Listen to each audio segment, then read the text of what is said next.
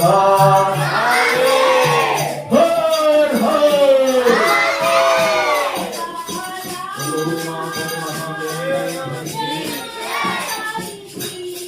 भगवान भोलेनाथ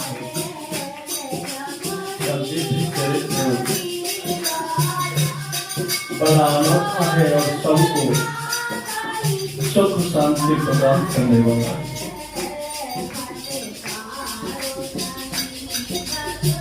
जी ने अपने गुरु व्यास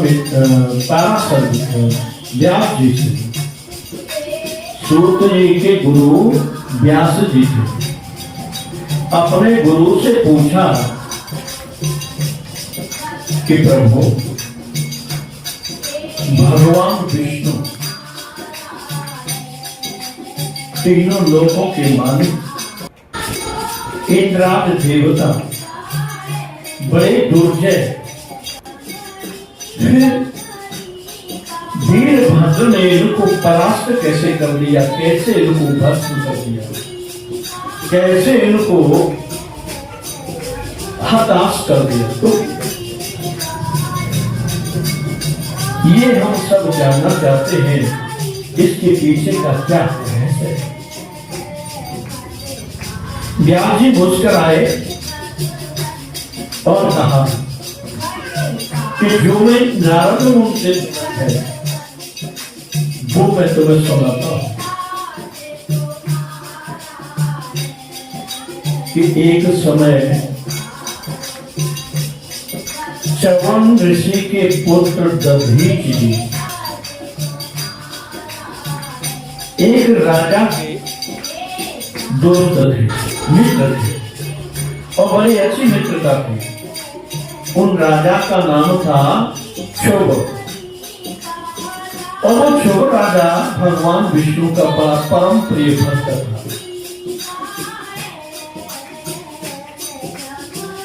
और इन दोनों की बड़ी आपस में मित्रता थी। एक दिन एक घटना घटी।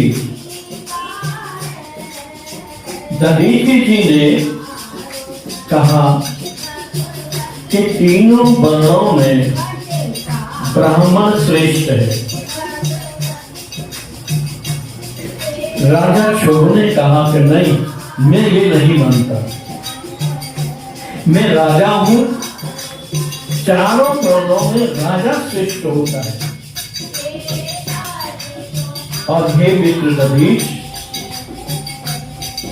तुम्हें मुझे प्रणाम करनी चाहिए और मेरी पूजा करनी चाहिए। इतना सुनकर दधीच जी को क्रोध आ गया और उन्होंने एक मुक्का राजा क्षोभ के सिर पर मार दिया। सिर पर लगते ही राजा मूर्छित होकर गिर पड़ा। थोड़ी देर बाद राजा की मूर्छा दूर हुई, बैठा हुआ। उस राजा को भी क्रोध हुआ। उस राजा ने एक वज्र लिया और दधीच की छाती में बांध दिया, जिससे दधीच भी मूर्छित होकर पृथ्वी पर गिर पड़े और बहुत गंभीर चोटें हैं। कुछ समय पश्चात दधीच को होश आया और वे बड़ी दुखी हुए और राजा क्षोभ से बदला लेना चाहते थे कि किसी तरह से मुझे बदला लेना है और जो ब्राह्मण श्रेष्ठ है मैंने कहा उसे सिद्ध करना। तो उन्होंने ऋषि शुक्राचार्य का आह्वान किया। इसमें भी एक बहुत गुप्त रहस्य है जो बड़ा विचित्र है, मैं उसे भी खोल देता हूं।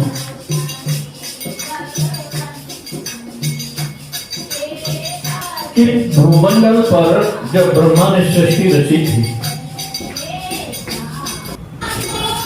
तो जितने ब्रह्मा जी के पुत्र थे, वो सब तपस्वी और तेजस्वी हुए और प्रजा का संचालन किया, प्रजा को उत्पन्न किया, संचालन किया और उन्हें दीक्षा भी दी। चारों वर्णों का विधान है। उसमें चारों वर्णों के लोग गुरु बनाकर उनसे दीक्षा लेने लगे। दीक्षा का नियम है ज्ञान प्राप्त करना और अपना दुख शोक दूर करना। पहले समय के गुरु और शिष्य बताए हुए विधान पर अच्छी प्रकार से चलते थे। आज की तरह नहीं कि न गुरु चल रहे हैं न शिष्य चल रहे हैं। फिर दुखी क्यों हो, उनके दुख का अंत कैसे हो। तो होता क्या था कि जैसे किसी क्षत्रिय ने ब्राह्मण गुरु से दीक्षा ले ली। अब गुरु का अधिकार क्षेत्र में शिष्य को कोई कष्ट न हो। अगर शिष्य सही मायने में शरणागति है तो क्षत्रिय दीक्षा ले लेते थे गुरुओं से और वो जब कोई उपद्रव करते थे तो गुरु की शरणों में पहुंच जाते थे। गुरु उनकी रक्षा कर देते। तो बहुत असमंजस फैल रहा था। दीक्षा ली, दीक्षा का दुरुपयोग किया, किसी दूसरे जान के जाकर के लड़ बैठे, उल्टा सीधा किया और जब वो बलवान हुआ तो भाग करके गुरु की शरणों में आ गए। कहा कि गुरु मेरी रक्षा करो, रक्षा करो, रक्षा करो। गुरु अपने नियम धर्म पर चलते थे। श्री रामचरितमानस में भी इसका एक वर्णन बहुत सुंदर मिलता है कि हरहि शेष्य धन शोकन हरहि ते गुरु घोर नरक महु पर। कितनी सुंदर व्यवस्था कही कि जो गुरु शिष्य का धन हरण करे, धन लूट ले, लेकिन उसका दुख दूर न करे, शोक न छोड़ाए, तो वह गुरु कहां जाता है? घोर नरक में जाता है। अगर सामर्थ्य हो किसी के दुख दूर करने की या शोक दूर करने की, तभी शिष्य से धर्म कार्य में, भगवत कार्य में सहयोग लेना चाहिए या अपने निज कार्य में सहयोग लेना चाहिए।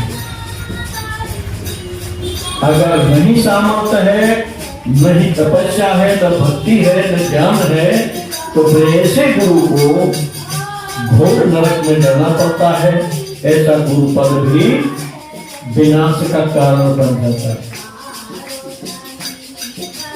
हम जो लोग रिश्ता करते, दूसरे को सताते, गुरु के पास पहुंच जाते, गुरु की सेवा करते और गुरु उन्हें मुक्त कर देते, उनको वो बल प्रदान कर देते थे कि सामने वाला उनसे भयभीत रहे।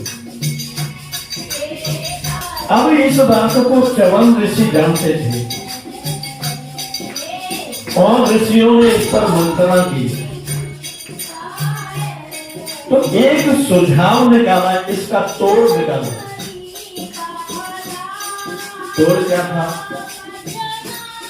कि अगर कोई ब्राह्मण किसी के द्वारा नाजायज सता जा रहा है, बिना कारण के उसको दुखी किया जा रहा है, तो उसको ये वरदान दिया ब्राह्मण समाज को कि तुम शुक्राचार्य का स्मरण करना। शुक्राचार्य आएंगे और तुम्हें उस दुख से दूर कर देंगे, तुम्हें शक्ति प्रदान करेंगे और तुम्हारा दुख हरण करेंगे। ये चीज दधीच ऋषि अच्छी तरह से जानते थे कि मुझे वज्र का घात किया है। उन्होंने शुक्राचार्य का आह्वान किया। शुक्राचार्य तुरंत आ गए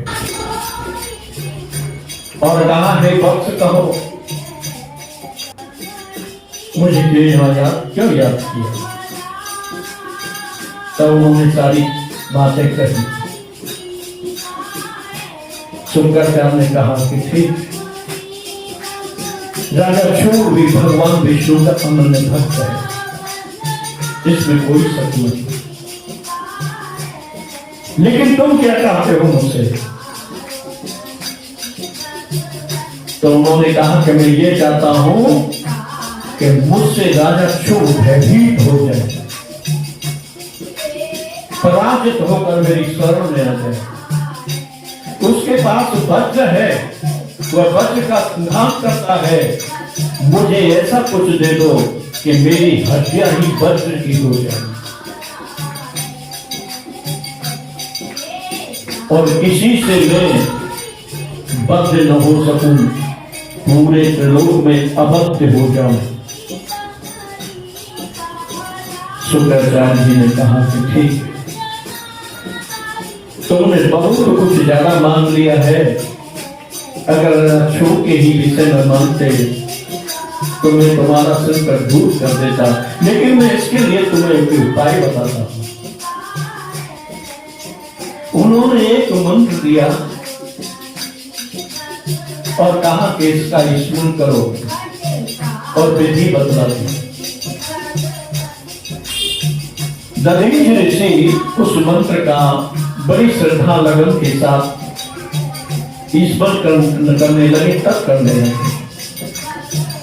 उस मंत्र के प्रभाव से भगवान से प्रसन्न हुए और उनके सामने आकर दर्शन दिए। उनको कहा कि पुत्र वरदान। दधीच ने वही कहा, हे प्रभु, मुझसे आप प्रसन्न हैं तो मुझे ऐसा वरदान दीजिए कि मेरी हड्डियां वज्र की हो जाए। जगत में मैं किसी के द्वारा भयभीत न हूं, मुझे कोई भयभीत न कर सके, चाहे तीनों लोगों का कोई भी हो। तीसरा वरदान कि राजा क्षोभ मेरी शरण स्वीकार कर ले, मुझसे भयभीत रहे। और मैंने जो कहा है कि ब्राह्मण श्रेष्ठ है, आप जानते हैं, इसलिए मुझे आपको ये वरदान देना ही होगा। अगर दुनिया में ब्राह्मण श्रेष्ठ नहीं है तो हे नाथ, मुझे वरदान मत दीजिए। शंकर जी मुस्कुराए कि मैंने ही वेदों की रचना की है, मैंने ही ये सब बनाया है, तो मैं तुझे वरदान देता हूं, तथास्तु। ऐसा कहकर भगवान से अंतर्ध्यान हो गए। दधीच जी बैठे हो गए तपस्या। अपने आश्रम में पहुंचे, विचार करने लगे कि अब क्या करना चाहिए। तो वो तुरंत राजा क्षोभ के पास गए।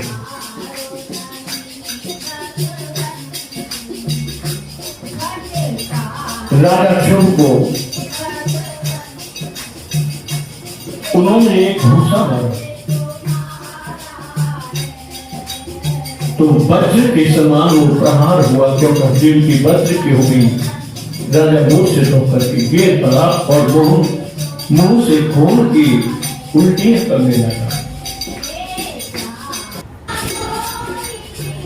बड़ी मुश्किल से वो खड़ा हुआ और उसने अपने वज्र का संघान किया, बाणों का संघान किया। बड़े बड़े बाण थे उसके पास, लेकिन दधीच पर उसका कुछ भी प्रभाव नहीं हुआ। दधीच उन्हें उस तरह से हटाकर फेंक देते जैसे कोई हाथी फूलों को गिर जाए तो पता ही नहीं चलता। अब तो राजा क्षोभ बड़े भयभीत हो गए। ये क्या हो गया? भय की वजह से दधीच की शरणागति स्वीकार कर ली। प्रणाम करके बोले, हे ब्राह्मण देवता, आप श्रेष्ठ है, मुझे क्षमा कर दीजिए। तो दधीच ने उनके प्राण नहीं डरने दिए और वो अपने आश्रम पर चले गए। लेकिन राजा क्षोभ भी मन में बड़ा दुखी हुआ, खेद खिन्न हुआ कि मैं भगवान विष्णु का भक्त, विष्णु भगवान तीनों लोगों के मालिक, और मेरी एक दशा कि मैं भयभीत बनकर रहूं। तो उन्होंने भगवान की विष्णु की आराधना की। भगवान विष्णु गरुड़ पर सवार होकर के वहां आए। कहा वत्स, तुम क्यों दुखी हो? कहो क्या चाहते हो? राजा क्षोभ ने सारी घटना कह सुनाई। विष्णु जी ने कहा कि क्षोभ तुम चिंता न करो, मैं तुम्हारा बदला अवश्य लूंगा। ऐसा कर करके भगवान विष्णु राजा दधीचि के आश्रम पर पहुंचे और उन्हें चैलेंज दिया कि आओ मुझसे युद्ध करो।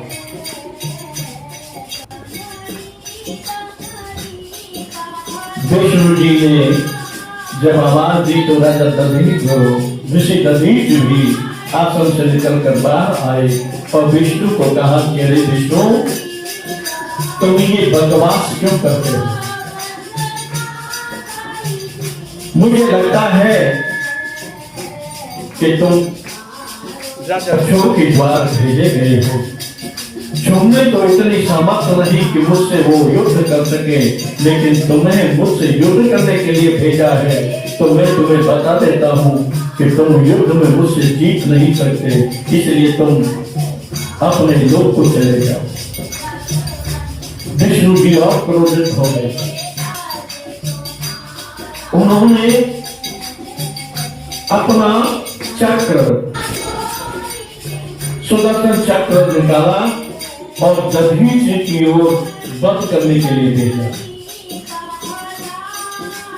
लेकिन वह सुदर्शन चक्र वही मरवाता रहा, लेकिन दधीचि के पास नहीं गया, उसका स्तंभ बंद हो गया। तब दधीचि ने विष्णु जी से कहा, देखो ये तुम्हारा जो अस्त्र सुदर्शन चक्र है वो विष्णु आपको शिव ने दिया है, और मेरा बल कोई भी किसी भी अस्त्र शस्त्र से नहीं कर सकता। अगर तुम्हें प्रहार करना ही है तो अपने निज आयुधों से मेरे ऊपर प्रहार करो। तब विष्णु जी ने ब्रह्मास्त्र निकाला, ब्रह्मास्त्र छोड़ा, लेकिन वो भी दधीचि को प्रणाम करके वापस लौट आए। अनेक अस्त्र शस्त्र छोड़े, लेकिन कोई भी कार्य नहीं किया। तब विष्णु जी ने वहां से चले गए।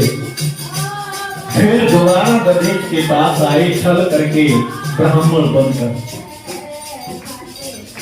और उनसे कहा कि मुझे दीक्षा दी, मैं आपसे दीक्षा चाहता हूं। दधीचि ने ध्यान करके देखा तो जान लिया कि ये तो विष्णु है, जो ब्राह्मण का भेष बनाकर आया है, मुझसे बदला लेना चाहता है। तो तुरंत उनसे कहा कि देखो, मैंने तुम्हें पहचान लिया है, तुम विष्णु हो, ब्राह्मण नहीं हो। तुम दीक्षा की बात करते हो तो मैं तुम्हें इतना ही कहता हूँ, अगर तुम्हें कुछ प्राप्त करना है तो भगवान शिव की आराधना करो, उनसे प्राप्त करो, तब मुझसे युद्ध कर सकते हो, तब मेरे को परास्त कर सकते हो। लेकिन तुमने मेरे साथ छल किया है, मैं तुम्हें श्राप देता हूं। देवताओं को भी श्राप दिया कि तुम्हारा शिव के गढ़ों से बहुत भारी अपमान होगा और तुम भस्म हो जाओगे, क्योंकि शिव भक्त से द्रोह करना बहुत तुम्हारे लिए भारी पड़ेगा। क्योंकि मैं शिव भक्त हूं, मेरा तुम विरोध करते हो, मैं तुम्हें श्राप देता हूं। तो व्यास जी ने कहा, हे सूत, इसी कारण से विष्णु भगवान और देवताओं की पराजय कंखल के क्षेत्र में हुई, यज्ञ में हुई। कि विष्णु को श्राप लगा था और वो सब शिव के गण थे। शिव के गण से श्राप के कारण विष्णु भगवान पराजित हुए, देवता भी पराजित हुए और सभी अपने अपने लोक में चले गए। बहुत होती होगा।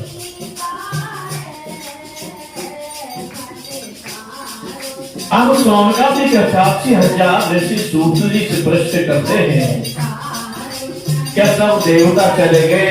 दक्ष का सिर भी यज्ञ में डाल दिया, सब देवताओं को दंड मिला, प्रभु की दाढ़ी उखाड़ दी, कोसा के दांत तोड़ दिए, सरस्वती के नंग कान काट लिए, सब देवताओं को अंग भंग कर दिया। फिर उस यज्ञ का क्या हुआ? क्या वो यज्ञ भ्रष्ट ही हो गया कि आगे उसका फिर कोई रचना हुई? सूर्य कहते हैं कि मैंने ये प्रश्न अपने गुरु से सुना और सावधानी पूर्वक सुनना। ये चरित्र इतना दिव्य पवित्र है कि सब मनोकामनाओं को पूर्ण कर देता है, जो से श्रद्धा भक्ति के साथ श्रवण करता है। कहने वाले को, सुनने वाले को सभी मनोरथ पूर्ण हो जाते हैं।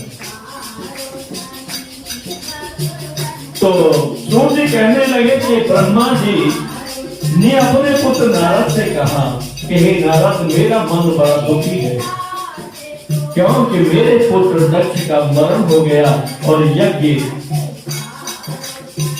का विनाश हुआ। मैं चाहता हूं कि यज्ञ फिर दोबारा रची जाए और सबको जीवित किया जाए। इसलिए तुम मेरे साथ विष्णु जी के पास चलो। विष्णु जी कोई समाधान निकालेंगे। तब सभी देवता ब्रह्मा जी के साथ विष्णु लोक को गए। विष्णु जी भी उस शोक से संतप्त थे। सबको आया देखकर उनका स्वागत किया, कहा कि कहो किस लिए पधारे हो? तब ब्रह्मा जी ने वो बात कही। विष्णु जी का कहा, मैं भी चाहता हूं कि ये यज्ञ संपन्न हो, पर ये बिना शिव के संपन्न नहीं हो सकता। अगर इस यज्ञ को संपन्न कराना है और पुनः सबको जीवित और ठीक करना है तो शिव की सर्वजन्म हो। विष्णु सहित सभी कैलाश पर्वत में अलकापुरी से होकर पहुंचे।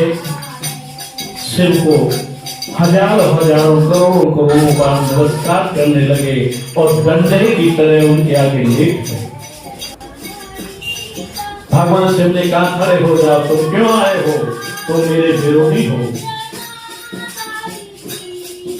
देवताओं ने प्रार्थना की, स्तुति की, हे महादेव, हे परमेश्वर, हे जगत नियंता, आपकी ही माया से हम मोहित हो गए। इसी कारण से आपके बगैर हम यज्ञ में चले गए, उसका फल हमने भली भांति पा लिया। अब हमारे दुख का अंत कीजिए और हमारे ऊपर कृपा कीजिए। शिव जी मुस्कुराए और फिर उन्हें एक जवाब दिया कि तुम वहां थे और तुम्हारे सामने सती का दुख तुमने कैसे सहन कर लिया? सती तुम्हारे देखते देखते जल गई और तुमने कोई उसको बचाने का प्रयत्न नहीं किया। तुमने अपराध को बहुत बड़ा किया है, पर हमारा शास्त्र कहता है कि तेजस्वी कोई अपराध करे तो उसे क्षमा कर देना चाहिए, उसे दंड देकर।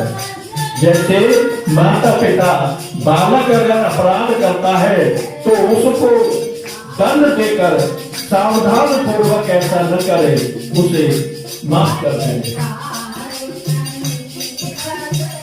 तो सभी लोग भगवान शिव का जय जयकार करने लगे। शिव जी प्रसन्न हुए, अपने सभी गणों को बुलाया और कहा कि चलो अब कंखल चलते हैं। महादेव महादेव की ध्वनि चारों ओर गूंज रही है, हर हर महादेव की ध्वनि गूंज रही है। देवता विष्णु यज्ञ गंधर्व किन्नर गण सभी जय जयकार कर रहे हैं। भगवान शिव उस यज्ञ मंडप पर पहुंचते हैं जो पूर्ण तरह से समाप्त हो चुकी थी। वहां देखते हैं कि सब लोग अंग भंग कटे हुए पड़े हैं, कुछ मरे हुए पड़े हैं, कुछ करा रहे हैं, कुछ की श्वास चल रही है। वीरभद्र को बुलाया, कहा अरे वीरभद्र, तुमने इतनी जल्दी में इतने शीघ्रता से इतने लोगों को दंडित कर दिया, तुमने न किसी महात्मा को छोड़ा न किसी देवता को छोड़ा, ये तुमने क्या कर दिया? आप वीरभद्र कांपने लगा, हाथ जोड़कर बोला, प्रभु जो आपने कहा मैंने वही किया है, मैंने कुछ अपनी तरफ से नहीं किया है, मुझे क्षमा करो। भगवान से मुस्कुराए कि ठीक है, कोई बात नहीं, तुम दक्ष के मर्द शरीर को मेरे पास लेके आओ। अब दक्ष का शरीर वीरभद्र लेकर आया, लेकिन उस पर सिर नहीं था। शंकर जी ने कहा सिर और लाओ, वो तो मैंने अग्निकुंड में डालकर स्वाहा कर दिया। अब शिव ने कहा कि ये तुमने बड़ा अनर्थ कर दिया, इसे जीवित करना है, इसका सिर कैसे बनाया जाए? तो यज्ञ पशु बकरे का सिर राजा दक्ष के मृत शरीर पर रख दिया और रखते हुए जीवित हो गए। जब वो बकरा की भाषा बोलने लगा तो भगवान से अपनी कृपा की और उसकी मनुष्य उचित भाषा बन गई। वो भगवान को प्रणाम करने लगा। दक्ष शिव जी को बड़ा दुखी था, अपराधी भाव से शिव की शरण जाता था। उसी क्षण वो स्तुति करने के लिए तत्पर हुआ, तभी उसे सती का ख्याल आ गया और उस कारण से वो दुखी होकर रोने लगा कि मैंने बड़ा अनर्थ किया है। मेरी सबसे समझदार पुत्री, सबसे तेजस्वी पुत्री तो सती थी, उसे मैंने अपनी आंखों की आगे जलाकर भस्म कर दिया। मैं बड़ा अपराधी हूँ, मैं जीवित होने लायक नहीं था। ये सब बहुत अनर्थ हुआ। फिर उसे ध्यान आया, फिर शिव की स्तुति करने लगा। शिव ने कहा कि कर्म परायण व्यक्ति हमेशा मूर्ख होता है। तुमने कर्म परायणता को स्वीकार किया, यज्ञ करके तुम तरना चाहते थे, संसार से पार होना चाहते थे। यज्ञ तप व्रत ये संसार सागर से तानने में सक्षम नहीं। तुमको ज्ञान नहीं था, ज्ञान के अभाव में तुमने ऐसा किया है। इसलिए मैं अब तुम्हें ज्ञान देता हूँ, ज्ञान के विधान से सावधान पूर्वक होकर कर्म करो। कर्म ही संसार में बंधन का कारण है और कर्म ही संसार में मुक्ति का कारण बनाना है, वो भी ज्ञान के प्रभाव से। फिर जो प्रभु ने सीखे उनकी दाढ़ी उखाड़ दी, उनको दाढ़ी दे दी, बकरे की दाढ़ी दे दी। पुखा के दांत, उन दांतों को भी ठीक कर दिया। सरस्वती के नाक कान कट गए थे, उन्हें भी ठीक कर दिया। सभी देवताओं को पुनर्जीवित किया जो मृत हो गए थे, जो अंग भंग थे उनको भी सभी को ठीक किया। बड़े विधि विधान से वो यज्ञ संपन्न हुआ। भगवान शिव सती की याद करते हैं और दुखी होते हैं। यज्ञ को पूर्ण करके सभी देवता अपने अपने स्थान को चले गए और भगवान शिव भी कैलाश पर्वत को चले गए। सती के जाने के बाद देवों में भगवान शिव लौकिकता का आचरण करते हैं, जैसे लोक में प्रतिष्ठा बनी रहे। भगवान शिव फिर पार्वती का स्मरण करते हैं कि वो सती को जलकर भस्म हो गई। हर हर हर हर हर हर। आज सती खंड महस्य पुराण का तीसरा समाप्त होता है। कल से पार्वती खंड प्रारंभ होगा और पार्वती खंड की कथा पर चर्चा की जाएगी। बोलो मां पति महादेव की।